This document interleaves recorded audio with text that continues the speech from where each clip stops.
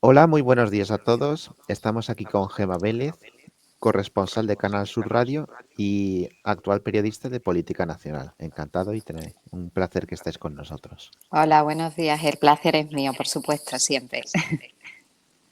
Voy a empezar yo con la primera pregunta y es un poco sobre tu trayectoria profesional. Y bueno, queríamos preguntarte qué te motivó a dedicarte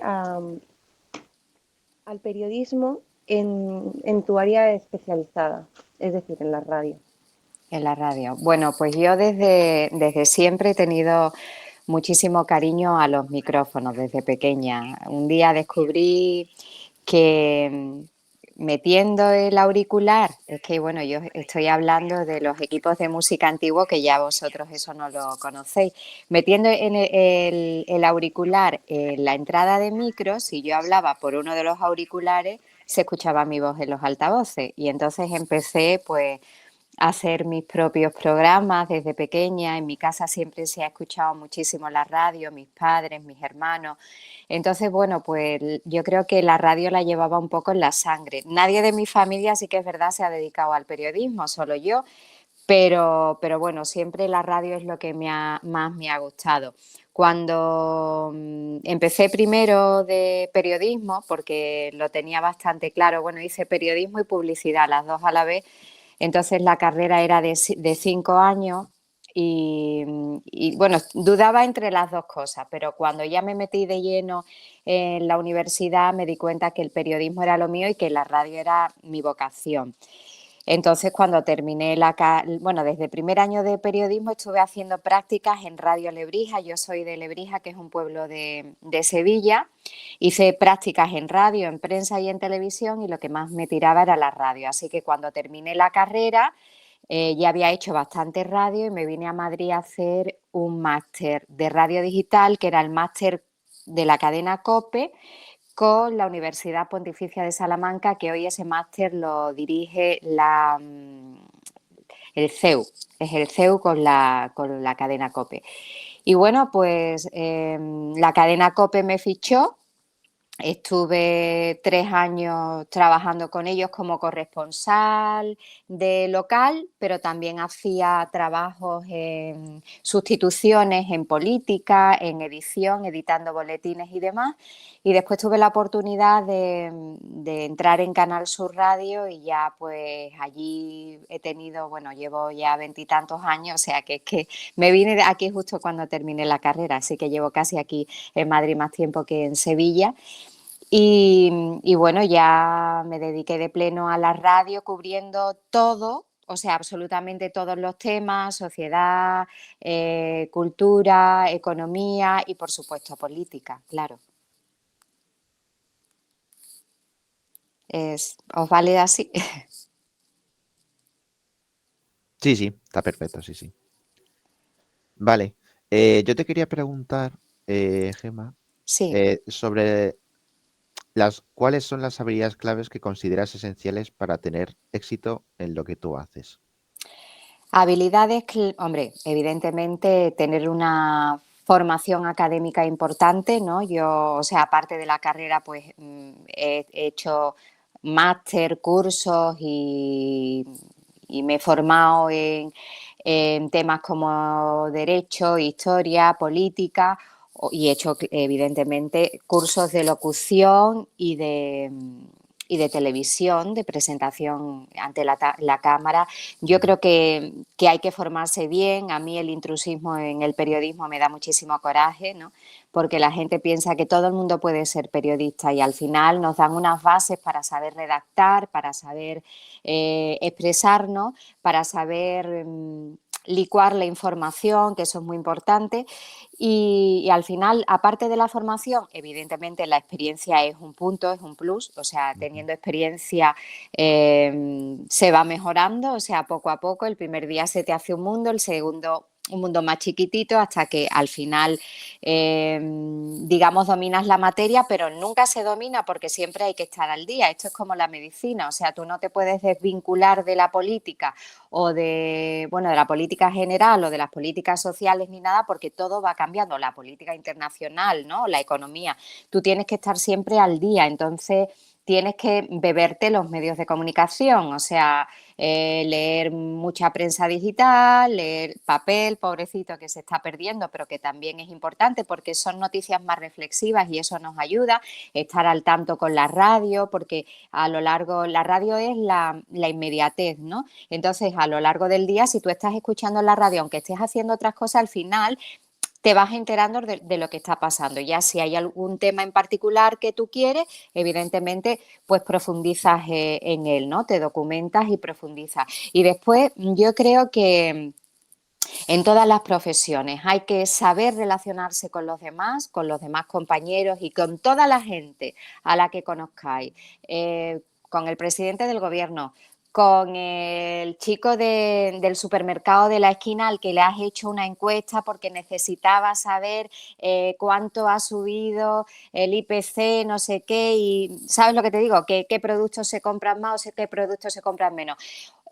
Yo pienso que un buen periodista tiene que estar a la altura de todo, a la altura de los más grandes y a la altura de los más pequeños. Ser muy empático con la información sin llegar a la sensibilidad extrema y relacionarse muy bien, mantener esas relaciones, porque la verdad es que necesitamos fuentes para trabajar. No solamente ir a una rueda de prensa y lo que cuenta. A veces salen unos flequitos de esas ruedas de prensa que hay que seguir investigando, que hay que seguir tirando de ellos y para eso necesitamos fuentes. Entonces nos tenemos que llevar bien con todo el mundo, ser muy correctos, muy respetuosos y muy tolerantes con todo y desde luego ser muy honestos a la hora de hacer información, porque las fuentes te funcionan si tú eh, haces el trabajo bien. Si tú coges esa información, la trastocas para hacer daño, bueno, algunas informaciones hacen daño, si son de corrupción o lo que sea, eso es inevitable, ¿sabes? O sea, el primero que metió la pata fue el corrupto. Pero sí que es verdad que hay otros asuntos en los que sí que tirando del hilo se llegan a informaciones más profundas y más interesantes y evidentemente la fuente tiene que estar contenta contigo y saber que eres una periodista honesta, que eres fiel, que no vas a desvelar esa fuente y que tratas bien la información como se debe tratar, sin sumar cosas que tú te inventes ni nada de eso. Siempre hay que contrastar la información en todo, aunque tengas buena fuente, hay que contrastarla y ser consecuente con tu trabajo.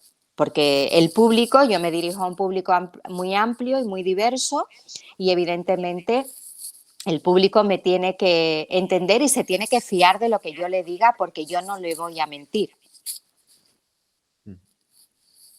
Es mi opinión. Queríamos preguntarte cuál ha sido el evento o locución más importante que has realizado. ¿Pero dentro de la política o a nivel general?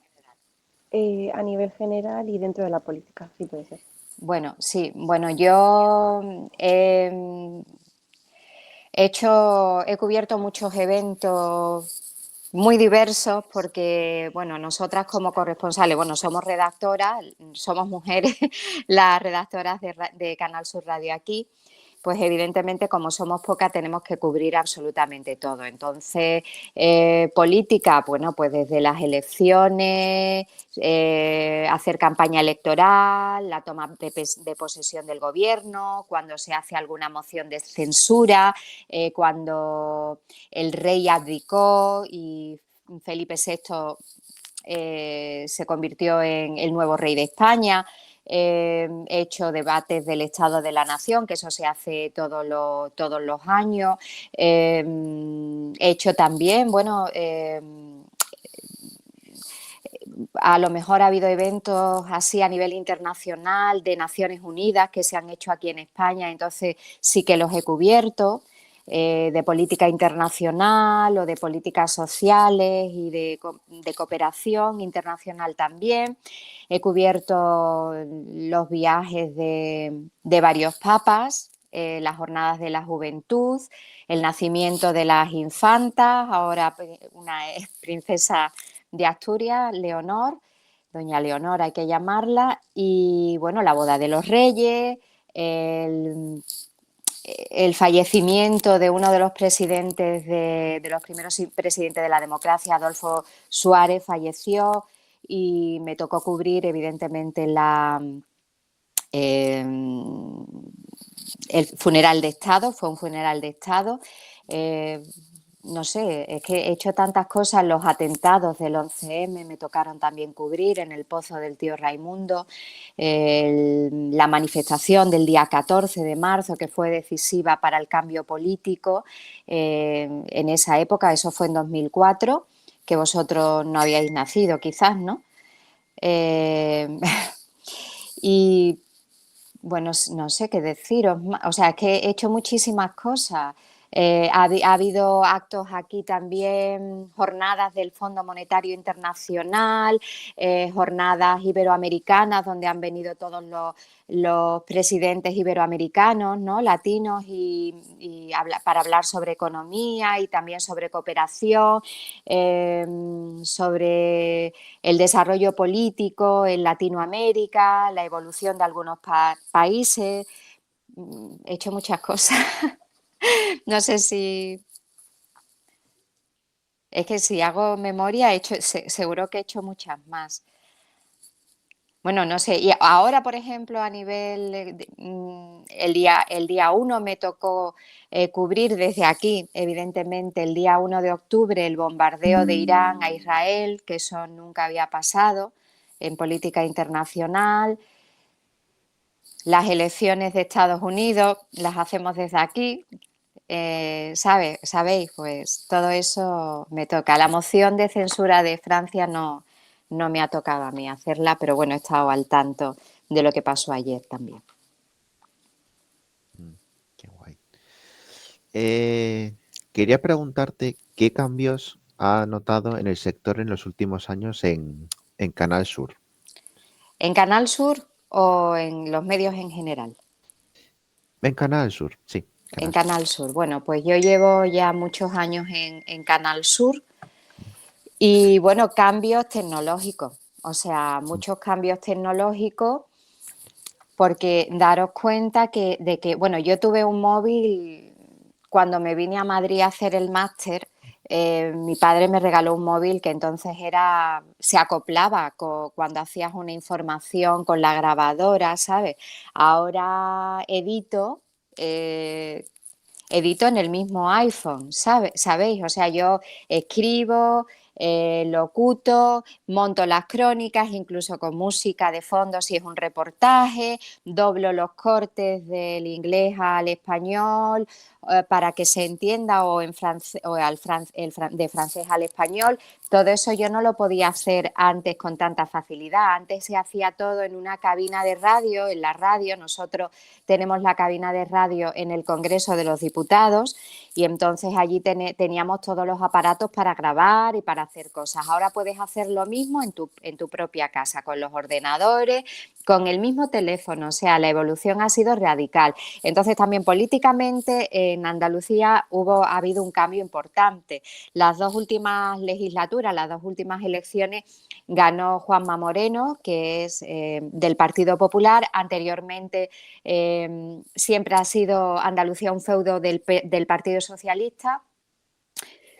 Y bueno, algo en la línea editorial de la radio se ha notado, obviamente, ¿no? Han cambiado todos los directores generales y demás. Nosotros, los redactores, seguimos siendo los mismos, salvo que, bueno, evidentemente se van añadiendo, o sea, van incorporándose sabia nueva, gente más joven, porque hay gente que se jubila y entonces, evidentemente, hay una renovación. Pero de carácter así editorial, tampoco. Yo creo que Canal Sur se ha mantenido bastante bien. Quizás antes era un poquito las otras, no es que no me quiero significar políticamente, pero sí que igual durante la época socialista había un mayor control de lo que se decía, ¿no? Pienso yo. Ahora yo, no sé, me siento como un poco más libre, pero dentro de lo que cabe somos un medio autonómico, un medio público que nos debemos a todos los oyentes y a todos los televidentes, porque tenemos radio y televisión, y evidentemente nuestra función debe ser dirigirnos a todos, independientemente de su color, ideología, sexo o credo, da igual. Tenemos que ser honestos y respetuosos con el público. Y yo creo que Canal Sur, dentro de lo que cabe, aunque de vez en cuando se le vea al plumero por un lado o por otro, yo creo que sí que lo mantiene bastante, porque a todos los medios se le ve el plumero en una cosa u otra, pero sí que yo creo que Canal Sur, como medio público, intenta mantener el tipo, guardar la compostura y ser honesto consigo mismo y con el público, evidentemente. Muy bien. Ahora queremos preguntarte un poco sobre la radio, ¿no? Y Uh-huh. bueno, ¿qué elementos cree que hacen única a la radio como medio de comunicación en comparación a los otros medios? Bueno, la radio siempre es un... Mira, te voy a contar una anécdota, os voy a contar una anécdota. Cuando yo estudiaba periodismo, el decano de mi facultad, que era la Facultad de Periodismo de Sevilla, nos dijo una cosa que evidentemente erró totalmente, se equivocó, ¿vale? Y dijo, la radio está abocada al fracaso y a la muerte, a la extinción. Y hoy yo pienso que es uno de los medios de comunicación con más futuro. Con más futuro como radio, no, o sea, de toda la vida tradicional que nosotros conocemos, pero también en el tema de los podcasts y de radios a la carta, que eso está en boga. Entonces, la radio tiene una cosa que no tienen otros medios, que la televisión puede tener, pero si tú vas en el coche no puedes ver la tele, estás escuchando la radio o música. Entonces, si pasa cualquier cosa de forma inmediata, tú puedes recurrir a la radio para informarte. Las noticias de radio, si son en directo, digamos que se tarda mucho menos en montar esa noticia que en las de la tele, que necesitan más producción. Entonces, nosotros digamos que somos el medio más rápido en difundir la información y esa información evidentemente llega en forma directa también a la población, con lo cual eso es una ventaja que tenemos nosotros. Después es un acompañamiento. Si tú estás solo en tu casa, o por lo menos yo ya no sé los jóvenes, os ponéis música, os ponéis un podcast o lo que sea, pero la gente de 50 para arriba, incluso de 40 para arriba, se pone la radio y entonces siempre está ahí escuchando la radio. Si tú vas en el coche, o estás escuchando música o estás escuchando la radio. Y los podcasts yo creo que van a ser la nueva radio, ¿sabéis? O sea, yo creo que se va a mantener siempre una radio en directo, que es la que hacemos nosotros, pero que yo también hago reportajes que se convierten o que se introducen en podcast, ¿sabéis? O sea, hago unos reportajes sobre andaluces ilustres, que es historia de Andalucía, y evidentemente eso lo vamos a tener, lo vamos a poder recuperar en el podcast de Andaluces Ilustres cada vez que queramos y tener una radio a la carta. Así que yo creo que la radio tiene mucho futuro, que la radio está muy presente y que va a seguir así. No necesitamos imagen, entonces puedes hacer diferentes cosas y estar escuchando la radio. Si tú te tienes que poner a leer un periódico digital o en papel o la tele, tienes que estar, puedes hacer otra cosa mientras ves la tele, mientras lees un periódico. No aconsejo yo que se haga otra cosa, porque si no, no te enteras. Pero yo qué sé, yo creo que te resta movilidad, ¿no? Creo que la radio tiene futuro y yo lo veo así. No sé si me paso de optimista, pero yo creo que sí. Ya os digo, tanto la radio tradicional en directo como la radio a la carta, que para mí son los podcasts actuales, ¿no? Que tú puedas recuperar un programa, el informativo de ayer, el programa de cultura de ayer o del mes pasado, del año pasado. Al final, eso es radio. también.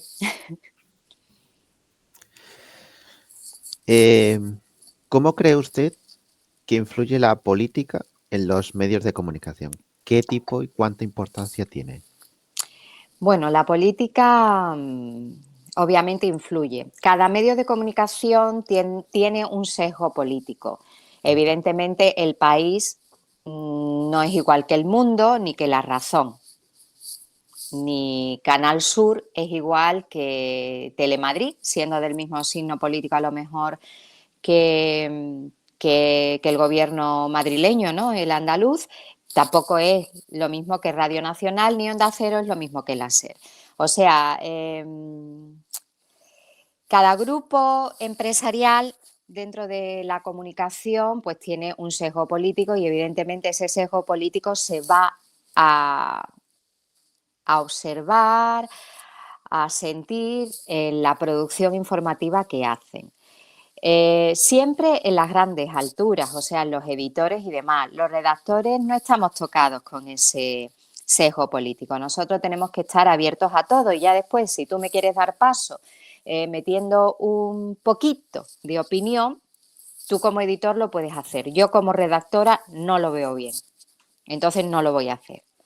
Pero evidentemente, claro, evidentemente hay medios que son afines al gobierno de Sánchez y medios que son contrarios al gobierno de Sánchez y eso se va a ver tanto en la prensa, la radio, como la televisión, como en los medios digitales e incluso en los canales ahora de TikTok. Habrá gente que informe sobre TikTok.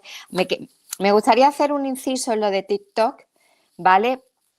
Porque yo tengo hijas adolescentes y de TikTok y redes sociales en general, ¿vale? O sea, no todo lo que se publica en redes sociales, pero ni en X, ni en que antes Twitter o lo que sea, es verdad. No. Hay que contrastar la información. Si tú recurres a las redes sociales, hay que contrastar la información, porque mi hija mayor, que es universitaria también, se cree todo. Yo le digo, mira, es que eso es mentira. Mamá, es que lo dice no sé quién. Es que da igual que lo diga no sé quién. Pregunta en otro lado a ver qué ha pasado y si esa información es real o no es real. Entonces, oye, la opinión últimamente está muy sobrevalorada y os digo que no va a ninguna parte. Cada uno tenemos nuestra opinión. Fenomenal. Pero tú no puedes imponer tu opinión en una red social para que el resto de la gente, que a lo mejor o no tiene tiempo de contrastarla o son ingenuos, se la crean. Porque no. ¿Entendéis? O sea, no sé, ha habido bulos sobre el reparto de ayuda, por ejemplo, ahora con la Dana, que la Cruz Roja no está haciendo nada. ¿Perdona?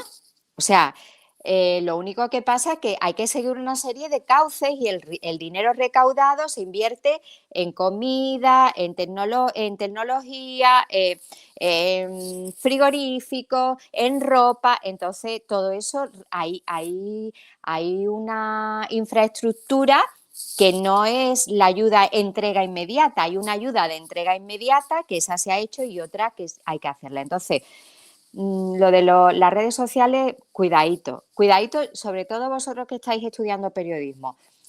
No hay que fiarse de una red social. Si vosotros habéis, o sea, os interesáis por una noticia que haya publicado el TikToker o el influencer de turno, ¿vale? Coger esa información porque os interesa, pero contrastarla y verificarla a ver si es verdad o no es verdad. No os podéis quedar solamente con eso. Y ya se me ha olvidado la pregunta anterior. Pero es que eso me importa bastante porque igual que cuando salió Twitter había mucha gente de mi generación que se fiaba mucho de Twitter y yo decía yo, ¿por qué me tengo que fiar de lo que diga Pepito López? ¿Sabes lo que te digo? Hombre, si lo difunde el Ministerio de Interior o de Igualdad o de no sé, o el Gobierno de España o la Junta de Andalucía, bueno, pues son cosas que digamos que son documentos oficiales que se publican, vale, eso sí, pero que Pepito Pérez me diga que haga una versión de ese documento como le dé la gana, pues tampoco. ¿Sabéis? O sea, hay que tener una cierta cordura a la hora de de informar y, por supuesto, siempre buscarle las 3 patas al gato. Gracias. Nada. ¿Consideras que se puede ejercer el periodismo con libertad en el ámbito político? ¿Crees que tienen más libertad que los medios privados, en los públicos? Que si hay más libertad para informar sobre política en medios privados y públicos. Yo creo que, bueno, ya creo que se ha contestado esa pregunta. O sea, cada medio tiene su sesgo político. O sea, cada medio se inclina hacia la derecha, hacia el centro, hacia la izquierda, aunque todos intentemos estar siempre, bueno, siendo objetivos y tal.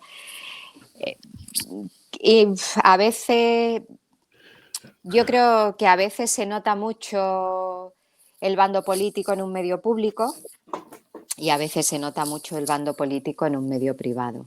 Ya os digo que en las altas esferas, o sea, son los dirigentes y no los que deciden qué se publica y cómo se publica, en esa parte tan política, pero que por regla general en el día a día no. Pero si, o sea, por ejemplo, las filtraciones que hay desde las instituciones a los medios, ¿vale? Pues evidentemente, pues el gobierno va a filtrar antes al País o a la SER que a Onda Cero, el gobierno actual. Tú, si eres el medio, tienes la obligación, entre comillas, de difundir esa noticia, obviamente porque además lo haces en primicia. En ese sentido se notan mucho las cosas, pero eso no pasa todos los días. No pasa todos los días, pero evidentemente al final la política nos influye a todos. Yo pienso que por desgracia, porque yo creo que deberíamos estar a las buenas y a las malas y si uno lo hace bien, pues hay que alzar al gobierno de turno o al político de turno y si lo hace mal, pues evidentemente hay que denunciarlo. Sea del partido que sea, independientemente, y de tu propia ideología. O sea, yo, visto lo visto, ya no me fío de mucha gente. Al final, el poder tiene una carga y es muy difícil. Es muy difícil que la gente, que los políticos, bueno, hay muchos políticos buenos y muchos políticos honestos, ¿vale? Lo que pasa es que en las noticias siempre salen los malos, los corruptos o los que son más populares, ¿no? Pero hay mucha gente que sabe llevar bien la política y hay muchos políticos que pierden la cabeza por el poder. Y eso, cuando una persona pierde la cabeza por el poder, eso no beneficia a nadie, ni a sí mismo. No sé si os he respondido. Sí, está muy bien, está muy bien. Si no, o sea, si pensáis que me dejo algo, detrás me lo decís. Me No, sí, repreguntáis. nos sirve. Yo hablo mucho, ¿eh? Hay que tener desparpajo si os queréis dedicar a la Sí, radio nos lo han comentado, sí. o a la televisión. ¿Cómo determina usted las prioridades cuando trabaja en múltiples proyectos? Las prioridades en proyectos informativos, ¿no? ¿Te refieres, no? Sí. Hombre, la prioridad primero es tener una buena información, entender esa buena información y lo mío es, o sea, en la radio hay que sintetizar. Muchas veces cuando se escribe para radio, los lingüistas se ponen las manos en la cabeza porque piensan que no está bien escrito. Y a veces es verdad, o sea, metemos muchas veces la pata. Pero en la radio, como no tenemos imagen y tenemos, bueno, los sonidos que nosotros metemos en la radio se llaman cortes. Si yo meto un corte de Pedro Sánchez, yo escribo, le doy paso y después termino, ¿no? Suelo terminar. Entonces tú tienes que analizar bien la información. Si tienes alguna duda, preguntar a la fuente de información y después trabajarla, escribirla bien. En radio, como os he dicho, escribir bien a veces consiste en insinuar, Por eso los lingüistas piensan que nosotros a veces no escribimos bien. Pero nosotros tenemos que tener capacidad de síntesis, pero también esa capacidad de insinuación de que tú como oyente hayas entendido lo que yo no tengo tiempo de contar en 50 segundos o en 40 segundos, pero has entendido eso que yo he dado para entender, ¿no? Para que la información sea como más general. Entonces yo creo que tener una base documental, o sea, tú tienes que estar al día para saber interpretar la información y tener capacidad de síntesis y de comunicación a la hora de escribir y de contar las cosas también.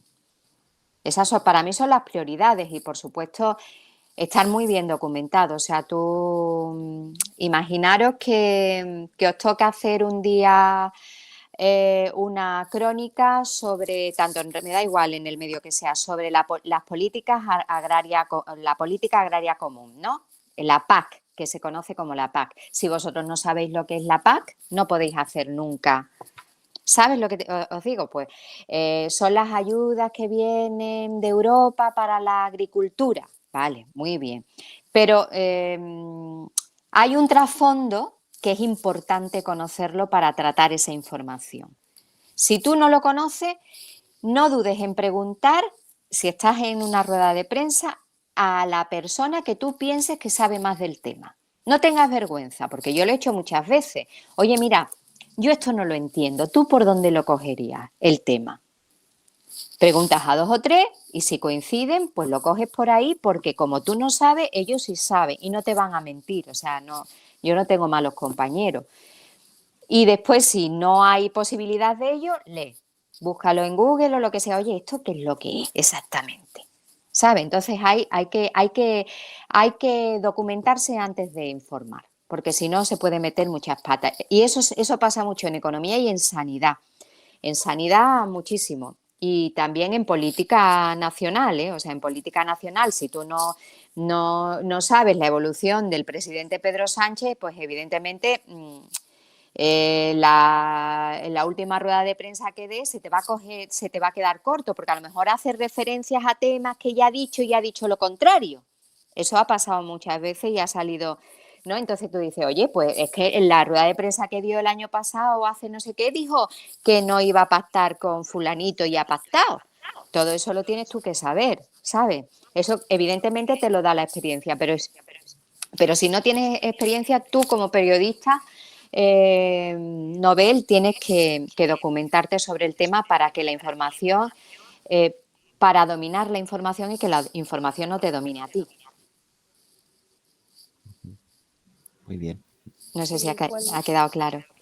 Sí, sí. Igual, o sea, os estáis, a ver, yo quiero animaros a ser periodistas, ¿eh? No sé, es todo mucho más fácil, ¿eh? El día a día, con el día a día se aprende mucho. Bueno, y no, perdona, hija, dime. ¿Cuál ha sido el proyecto más desafiante en el que has trabajado y cómo lo has resuelto? El proyecto para mí el más desafiante fue la cobertura del 11M, de los atentados del 11M aquí en Madrid en 2004. Yo estaba embarazada y de buenas a primeras mi marido también es periodista y bueno, me despierta, o sea, bueno, estábamos despiertos y era desayunando cuando de buenas a primeras teníamos la radio puesta y nos informamos por la radio que había habido una explosión en no sé dónde, no sé cuánto. Entonces tú coges, llamas a la radio directamente y dices, oye, mira, ha pasado esto. Sí, sí, nos estamos enterando. Y entonces se moviliza todo el mundo. A mí me dijeron, te vas al pozo del tío Raimundo, que fue donde más gente falleció. Pues yo cogí un taxi y me fui al pozo del tío Raimundo. Cuando llego al pozo del tío Raimundo me encuentro un montón de policías que no me dejan entrar en el cordón de seguridad porque yo estoy embarazada. Y yo le digo, mire usted que yo tengo que hacer mi trabajo, yo soy periodista y tengo que hacer mi trabajo. Fue desafiante. ¿Por qué? Porque murió mucha gente, porque vi a gente herida. Yo no me quise asomar a ver a gente fallecida, porque una ya se imagina lo que es y yo no necesito verlo. Informar, hablar con gente herida, que te cuente lo que pasó, es muy duro, porque ellos están sufriendo y tú estás sufriendo con ellos. Y tienes que mantener el tipo en la radio y no llorar en la radio, porque tú lloras. O sea, vamos a ver, una cosa así, yo soy muy sensible, pero hay gente que no es tan sensible y llora también, porque son muchas muertes, porque es un colapso total de la ciudad, no se sabe nada al principio hasta que se va descubriendo cosas. Y después hay, no sé si, o sea, vosotros sabéis que cuando pasa algo así, cuando viene un mandatario importante de Estados Unidos, de algún sitio, bueno, o cualquiera, ¿no? De Francia, siempre donde está el presidente del gobierno, el rey, hay barridos. Barridos, no sé si son electrónicos, yo no sé qué tipo de barrido es, pero que te quitan la cobertura del móvil, ¿vale? Entonces, para asegurarse que si hay algún artefacto escondido, no explosione.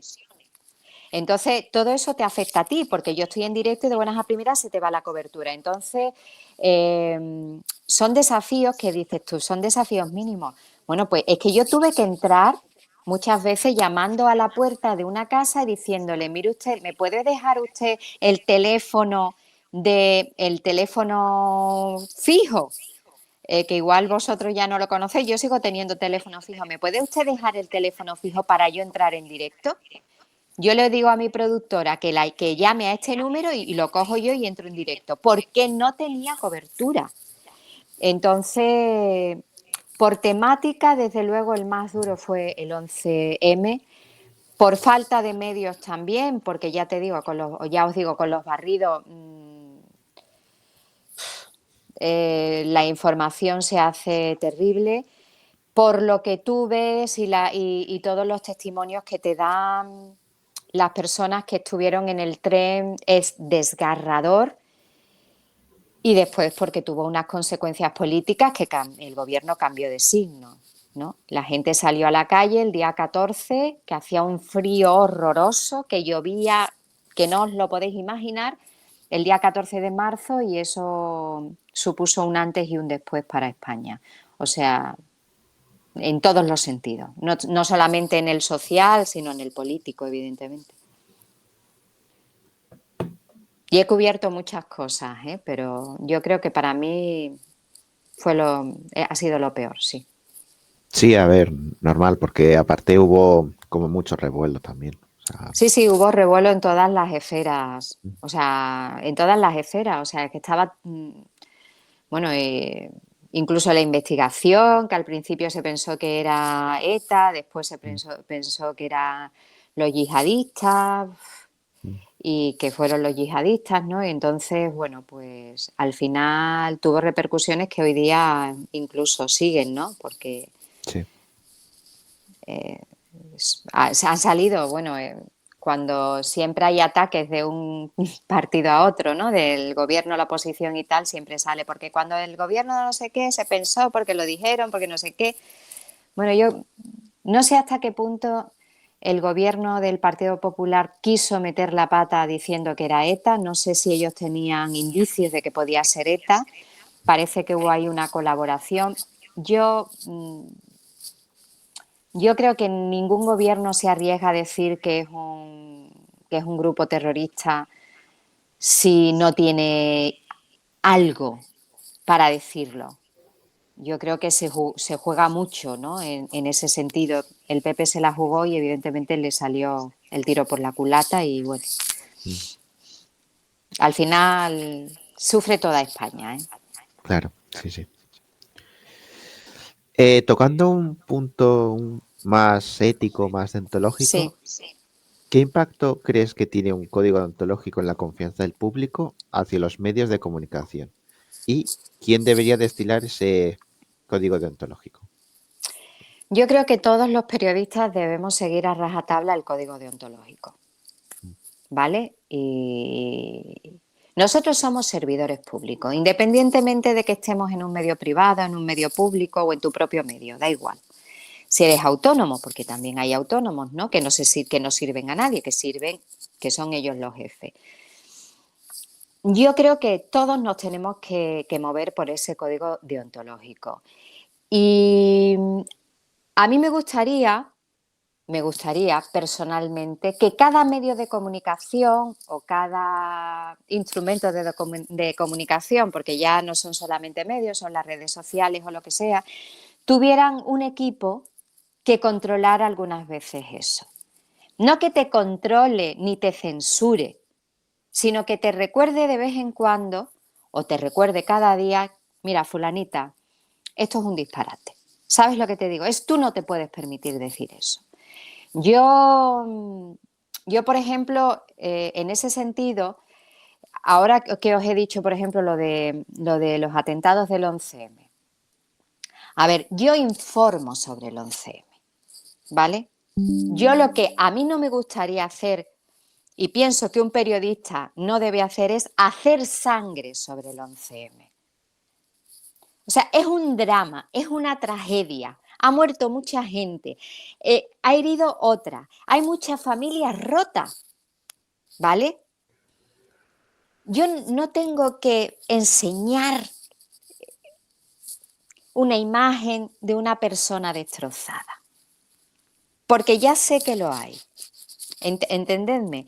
Entonces, el morbo por el morbo, no. Yo sé que últimamente se vende mucho morbo, pero el morbo es un apéndice añadido a la información que en la mayoría de los casos, no me atrevo a decir al 100%, pero la mayoría de los casos, en el 99,99% de los casos, no aporta absolutamente nada. Nada informativo. Es amarillismo. Y a mí el amarillismo no. Entonces yo creo que cada medio de comunicación debería tener un equipo deontológico independiente, si cabe, de todos los signos políticos o de ninguno, ¿sabéis? Para que, digamos, coordinen ciertas cosas que se están permitiendo últimamente y que no van a ningún sitio. Muchas críticas, muchas acusaciones que son infundadas. Tú no puedes acusar a una persona sin tener una información, ¿sabes? Sin tener una verdad. A lo mejor, yo qué sé, o, por ejemplo, la prensa del corazón, yo qué sé, se inventa, yo pienso que se inventan muchas cosas. Pero ni en los programas que se critican unos a otros, ¿sabes? Y es que hay cosas que no pueden salir en un programa. ¿A ti qué te importa mi vida privada? O sea, yo estoy muy bien que la prensa rosa tendrá sus seguidores, todo lo que tú quieras, la prensa del corazón, y evidentemente algunas veces yo también lo sigo, pero que hay cosas en las que no hay que entrar. Y yo creo que a lo mejor un equipo deontológico pues te ayuda a eso. Cada medio, ¿eh? Y yo creo que la facultad, vosotros que estáis en primero, pues tiene que dejar muy claro cómo tiene que ser un código deontológico y también que os forme en eso, ¿no? Al final nosotros somos responsables de la información y tenemos que tener una responsabilidad absoluta y tenemos que cargar con las consecuencias si nuestra información las tiene, tanto buenas como malas. Gracias. Nada. No sé, es que no sé si os respondo o me voy Sí, por sí, los sí. cerros de Úbeda. Sí, sí, sí. En plan, con que Sí, nos des así una visión. respuestas largas y demás, pues yo creo que está bastante bien, sí, sí. Vale. Aparte de que tiene muy buen habla y demás, está muy bien. Bueno, cuando ahora estoy hablando de forma coloquial, suelo hablar mejor, ¿eh? En su opinión, ¿cuál es el equilibrio ideal entre la objetividad y la crítica en el periodismo político? La objetividad y la crítica. Mira, el equilibrio está en conocer bien de lo que estás hablando, en tener un buen conocimiento de lo que estás hablando. Y si eso de lo que estás hablando a ti te parece bien o te parece mal, pues opinas. ¿vale? Entonces yo creo que está en el conocimiento precisamente pues de la misma política y en saber analizar esa política y darle el matiz que tú consideres necesario. Ejemplo, ahora con todo lo que está saliendo del tema de Koldo, de Aldama, de Begoña Gómez, de no sé qué, bueno, hay denuncias, hay personas que están siendo investigadas, tú tienes que conocer de qué está siendo investigada Begoña Gómez para poder criticar la acción de Begoña Gómez, ¿vale? Entonces yo, evidentemente, sobre todo eso tengo mi opinión. Y yo creo que están perjudicando, os estoy poniendo un ejemplo, ¿vale? Están perjudicando en ese sentido a todo el país, porque a mí me parece que la mujer de un presidente no puede estar investigada.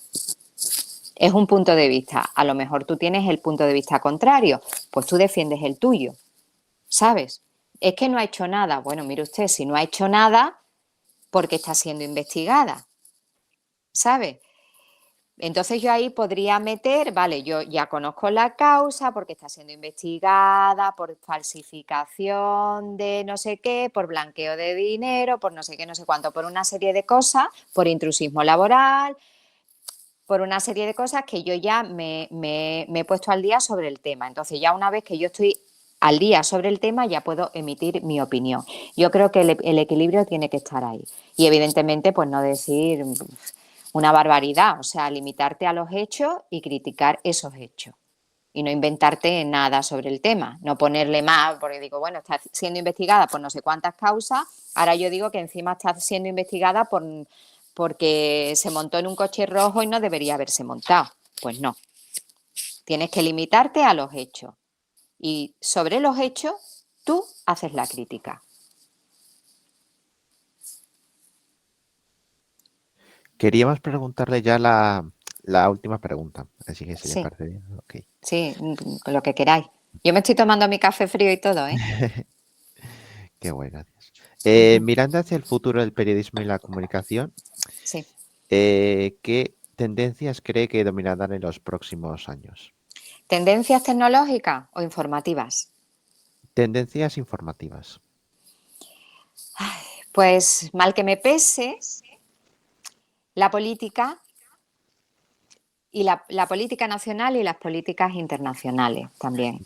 O sea, estamos en un mundo cada vez más globalizado y lo que pasa en Rusia, en Ucrania, nos va a afectar a nosotros económicamente, políticamente y en todos los sentidos. Lo que pasa en Estados Unidos, 3/4 de lo mismo. Lo que está pasando en Israel nos va a influir. Entonces yo os digo mal que me pese porque la situación es muy compleja, es muy convulsa y al final nos toca a todos. Yo creo que informativamente hablando, las políticas internacionales y las nacionales sin duda van a ser la reina de los medios de comunicación, pero a mí me da mucho coraje, y lo digo en andaluz, me da mucho coraje porque no tenemos que olvidar que nosotros somos un servicio público y que por supuesto tenemos que informar de política a todo el mundo y que la política últimamente, nacional o internacional, centra todos los informativos, ¿vale? Pero hay políticas sociales, hay asuntos muy delicados como la infancia, la migración, todo eso, que no hay que olvidarlo, porque ese es el día a día nuestro. Entonces, si tú estás viendo que hay un colapso de migrantes y están siendo devueltos en caliente o en frío, me da igual, 30 niños que no tienen dónde irse, o sea, hay cosas que, sabéis, que son sensibles, que, que esos niños tienen sus derechos y hay que respetarlos. Que a lo mejor las abuelas quieren saber si su pensión sube o no sube. Tienen derecho porque ellos no tienen acceso directo a los ministerios, ni al BOE, ni nada de eso. Tú eres su instrumento de información.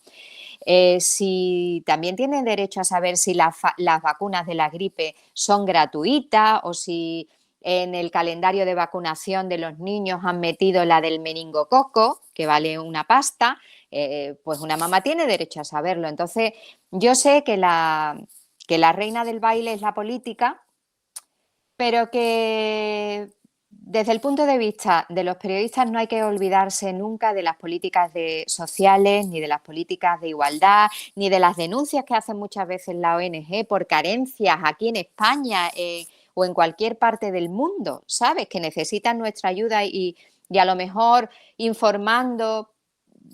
Tú puedes hacer lo que esté en tu mano, no aportando a lo mejor dinero, pero lo que esté en tu mano a lo mejor sí que puedes ayudar.